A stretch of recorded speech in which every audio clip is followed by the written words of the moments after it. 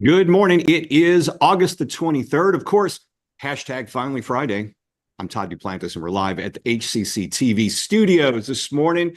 Good to have you with us on this Friday. Randy Ramsey joins me, always my Friday co-host. Good to see you, Randy. Good to see you. Sorry, I was muted there for a minute. Muted there. Yeah, it's a Friday, though. Hey, wrapping up the week. Big plans this weekend?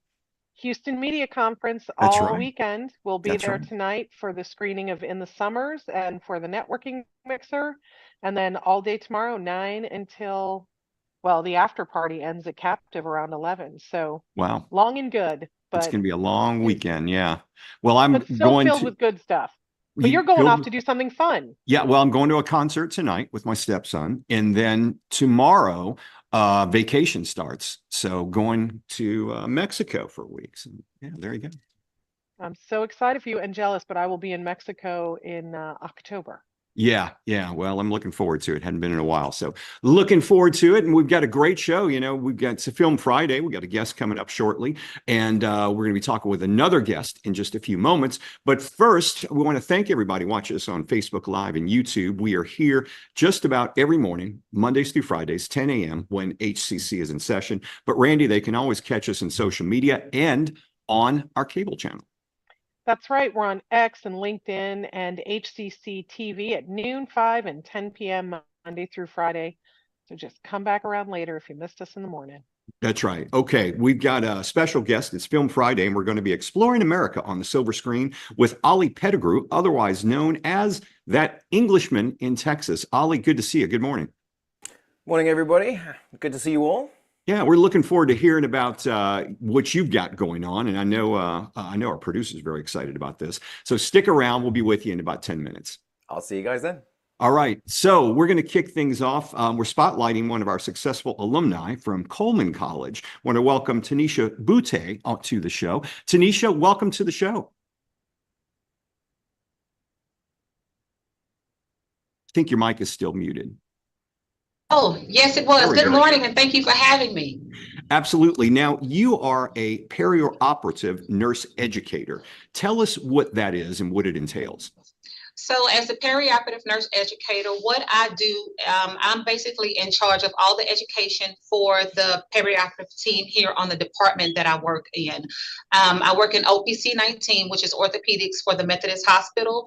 So what I do is I conduct in-services, educational in-services. I onboard new employees, and we have a nurse residency program. And what I do with those staff is I teach them how to transition into operating room nursing. And what made you choose this path over a non-teaching position? So what happened is a couple years ago, I was in leadership at another institution. And when I started here at Houston Methodist, I was a perioperative nurse, and I saw one of our staff members struggling with trying to get acclimated to the perioperative environment. So I took on a role to kind of mentor her to get her to where she needed to be. And it just kind of transitioned into this role. My leadership, my manager saw that I took that initiative and then saw that drive, and then thought that I would be a perfect fit for a role that I currently am now in and I love. How long ago did you go to Coleman? Sounds like you've been there for a few years. So I started Coleman originally in 1997. So Okay. I was a surgical technologist before I was a nurse. And then I went back to school. I started my prerequisites with Coleman in 2012, and then I started the nursing program. No, I'm sorry, in like 2010, and I started the nursing program in the ADN program in 2012, and I completed that in 2014. What would we have a lot of students that are going to Coleman right now, looking to get on a path similar as yours. What advice would you give to them? It sounded like your career kind of took a turn where you may have not thought of this in the beginning, but you made it a perfect fit for you. What advice would you give students that are looking to get out there? Be sure that nursing is what you want to do. Coming into this role, I see a lot of people come into it, for the for the fame and for the glory, but there's a lot of work that goes into being a nurse. You have to love what you do. You have to want to care for patients. So the best advice that I can give is to ensure that when you get into this role, that this is something, when you choose it, that you're dedicated to it, right? Because who better to, as a nurse, you are always taking care of a person, but there's someone else that's going to be taking care of your family member. So give that same love, care, and support to your patient as you would want someone to give to your family that they will be taken care of. You sound very dedicated to what you do. What motivates you? Seeing my staff successful, seeing the outcome of what I'm able to put into a patient. Like, I'm excited when a lot of patients don't remember us on the perioperative side due to the medications that they give. So they'll pass by you, during follow-up appointments, and they'll see you and they look at you, but you can't just say, hey, I took care of you, for HIPAA. But it's always to see the outcome of something that you were a part of makes me happy. What is a normal day for a perioperative nurse look like? So a normal day, I get here. So I have nurse residents on the unit now. So I get to work at 5:30 in the morning. I get to work, I check emails, respond to those.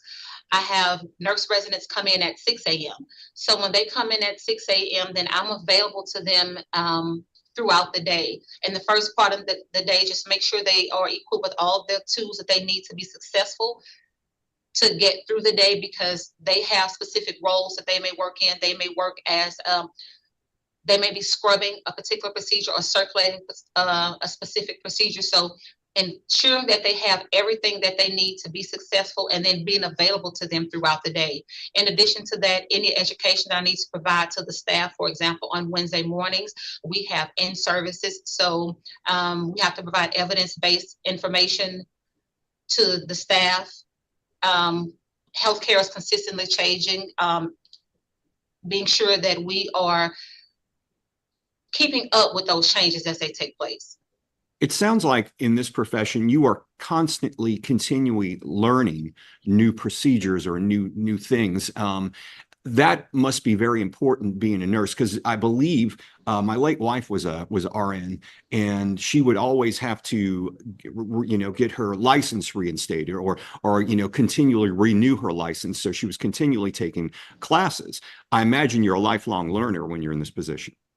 Yes, I learn something new every day. I believe that you can learn something from anybody and anywhere. You can learn something from the janitor all the way up to the CEO. It's about taking that information and what you do with it, because we are all a part of a team that provides care to patients. Like a slogan here at Houston Methodist is leading medicine, right? So in order to be a part of what that slogan, that I have to be receptive to any and all innovations or any and all new information that I'm provided with.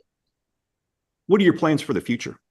So my plan for the future is to just, keep doing what I'm doing now, keep developing the technique and the learning of nurses. And in December, I'm looking to take an education course to become a better educator. Do you have fond memories of your time at Coleman College? Yes, most of the memories I have at Coleman was learning. Some of the fondest memories actually is just learning to become a surgical technologist, because that's my foundation for where I am now, right? Learning the instruments, learning about the procedures, which was extremely exciting, because I knew I wanted to be a nurse since I was in the 7th grade. I used to watch a show called ER with Eric LaSalle.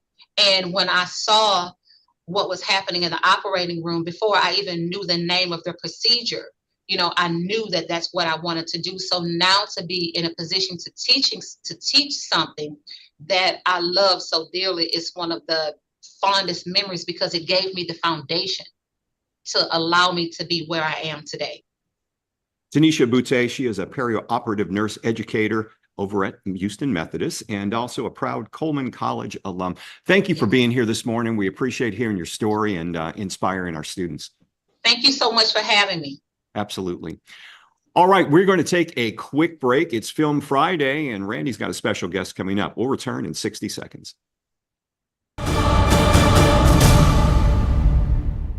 When I grow up, I want to work in a lab to build robots. From classroom to career, we're with you every step. Register for real-world education at hccs.edu. That one day at PE when they were like yelling at me and then you just linked arms with me. I don't think you know how much like that helped me. I finally like knew that I had somebody.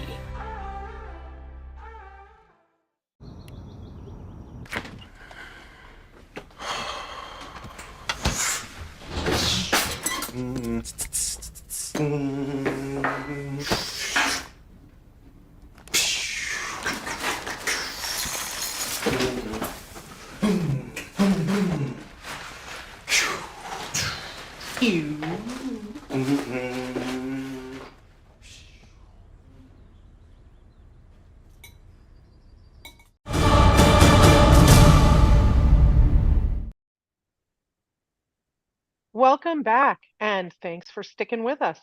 It's going to be worth your while because next up is Oli Pettigrew, otherwise known as that Englishman in Texas, and host of the United States of a Movie podcast. Welcome back to the show, Oli. Thanks for being here. Thanks for the invite. I'm always happy to chat. Well, I have to ask you before we get into movies, who's your favorite rugby team? Oh, my favorite rugby team. Well, I have to be honest, it's very simple. You see, when it comes to rugby, I just love to watch international. I'm an England rugby fan. That's what I do. I like to get together, watch the Six Nations, I watch the World Cup and things like that. But I have heard there is a team down in Houston, right? There is. We have the Houston SaberCats. And yeah, I need to come down and watch. I watched a game up in Dallas last year, but I hear there's quite the following down in Houston. I love rugby. It's the best sport. It is the best sports. Both my kids play, and they often play the curtain raiser games there. So how about this? You come down to Houston, we'll see some movies, and I'll take you over to SaberCat Stadium. We'll stand by the bar because that's the best spot. Sounds like a plan to me. Are you actually British? I lived in Kuwait, and I was a member of the British Ladies Society. So I feel you. There you go. So so now you know how I came to love rugby, but how did you come to settle in Texas, of all places? Well, it's a very long story, but the quickest version of it is, I married a Texan. But we met in Singapore about 20 years ago. We were both modeling. We met at a casting at a hotel lobby, and that was it. We moved to America about 10 years ago, back when we were both working in TV.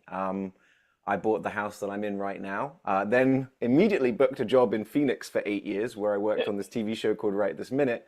But 2 years ago, the show died and well, we moved back here and that's when we sort of like went into full Texas mode. Well, you've developed quite a following for your social media videos celebrating the Lone Star experience. So, Singapore and then Arizona and now, so how did that happen? Well, the online video thing came about with having nothing to do, being unemployed for the first time in 17 years. So I was like, but it's also the fact that when I worked in TV, there were all these things I wanted to do. And I did not have the time because my show was a 52-week show. We only got 10 days off a year for the first 5 years. So I felt like I just had no creativity left. So finally, in this time where I had all this time for me, I was like, I always wanted to start my own channel. I wanted to do my own videos. I wanted to have some control, have my own production company. And then I also wanted to have my own podcast. And so that's what I've been working on for the last couple of years. It's been nice that Texas has kind of adopted me. I think they appreciate my observations, but the fact I also understand Texas. I've been coming here for 20 years. I've been married to a Texan for 17 years. I've had a house here for 10 years. So I kind of can give a unique perspective, but at the same time, I respect and understand the people I'm talking about. I mean, I think it's because I'm a Texas transplant as well. I'm from the East Coast, and so I moved here 20-ish years ago. So it took a long time to kind of fit in. But, you seem to have just really fallen in love with the Texas experience, which I think is great. And we'll have to have you down for the media conference next year. For sure. Because that would be great. Well, for me, I mean, I did a video about it. It's the fact is that, Texas isn't just a state, it's a state of mind. And if you can understand that state of mind, if you can and absorb that state of mind and go with the flow, then Texas is actually a really fun place to be. The big inspiration for me to start that Englishman in Texas is when I first came here. And when I came back here, everyone's perspective or idea of Texas is wrong. I find it's a very misunderstood state. I feel like the loudest voices are the ones that often get out there on the news or this, that, and the other, but that is in no way reflective of the way that Texas actually is. And I think one of my first big videos talking about that is all about just the official state motto of Texas. Do you know the official state motto of Texas? I have no idea. See, a lot of people think it's come and take it. A lot of people, think it's don't mess with Texas. But the official state motto of Texas is friendship. Now, that derives from the actual Caddo Nation, the native people of this area, their word for friend, all the way back before settlers. Then the Tejanos came in, it became Tejas, and then it became Texas. So it's literally Texas means friend. And I find that to be the most accurate thing. That it is the friendliest place I've ever been. And I've been lots of places. Well, I think that's a great segue to talking about the United States of a movie, because this is a fun podcast and it's all about, what is each one of these states? Yeah, well, I think it came about because, well, one, I love movies. I used to host movie shows when I was in Asia. Movies are the way I like to relax. But the other fun thing is I always idolized America, and everything I ever learned about America, I learned from movies. And so after living here for 10 years, I was like, you know what? I just came up with this idea once I was driving the car around Lorena, where I live in Texas. And this idea just popped into my head. I had two great friends that I knew from my old TV show. I called them up and pitched it. I said, guys, you guys just want to have some fun? We're like 65 weeks in now. We've watched somewhere in the region of nearly 180 movies. We just finished season 1, so we've done all 50 states. We did some specials, Thanksgiving special, Christmas special. We did a Washington, D.C. special.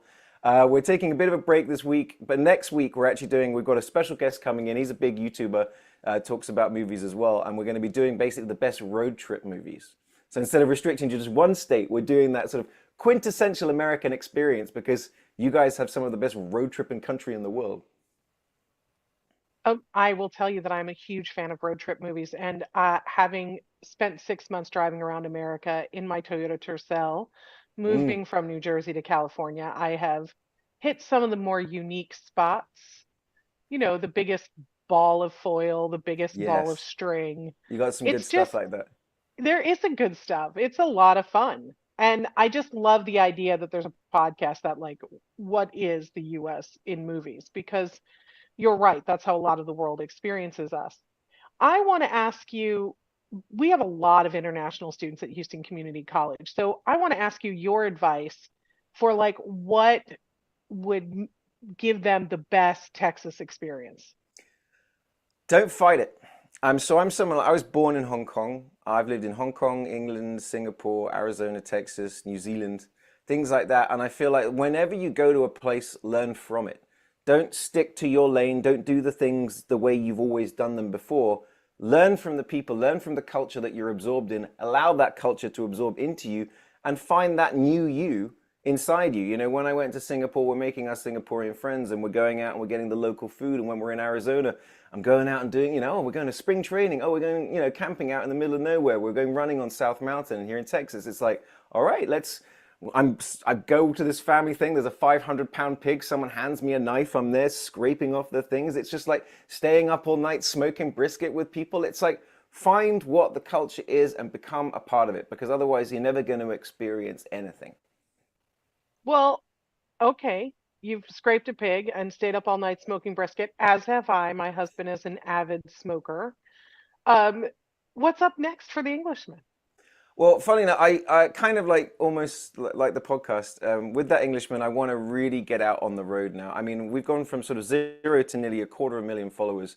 And of those 250,000, almost all of them are based in Texas.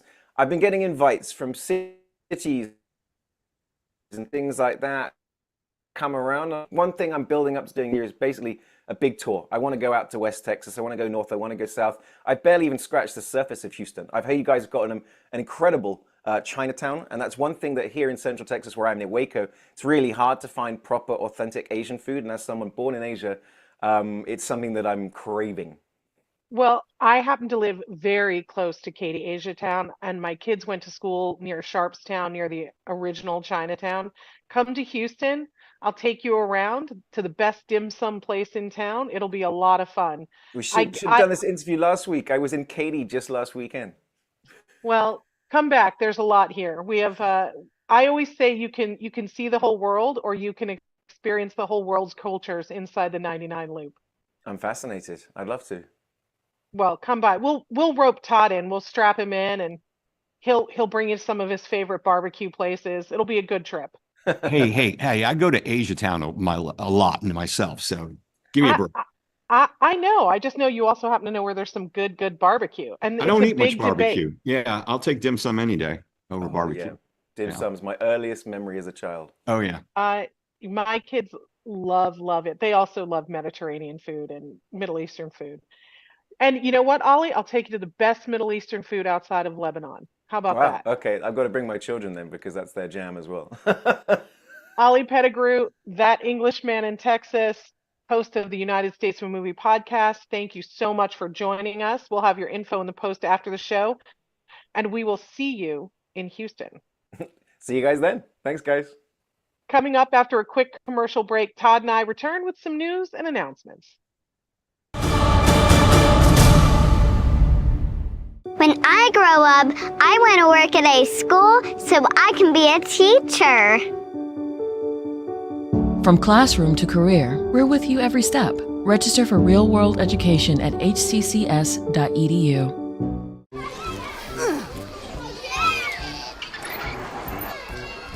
If you love them enough to crawl into a play place to get them to come down, then surely you'll check nhtsa.gov/the right seat to make sure they're in the right car seat. Today I'm going to talk to you about physics. Come on in, girls. Let's go. This is the first rocket to get humans to Mars. Really tall. I'm a rocket structural engineer, designing and building parts of the rocket. You are the generation that will be stepping foot on Mars. Do I have a group of astronauts on my hands? Yes. You can become a rocket scientist or whatever else you want to be. Welcome back to Up to the Minute. Of course, we got some news and announcements. One thing, I get back from vacation, Randy, and I step off the elevator and it's bright in the hallway. We're down in the basement with HCCTV. It's bright. They're painting everything. They've just totally redone the basement here at 3100, and Coleman College has moved in. That's right. They have a new satellite office in the HCC administration building in Midtown. English, medical terminology, and other prerequisite courses are being offered here during evenings and weekends so that students can work their traditional jobs and still get the education. So brand new location. They're calling it Coleman College, Midtown.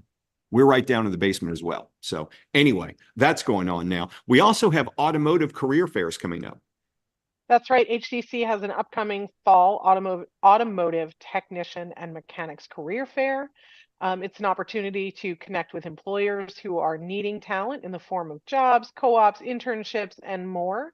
Specialties include transportation, technicians, auto body collision repair, and transportation mechanics.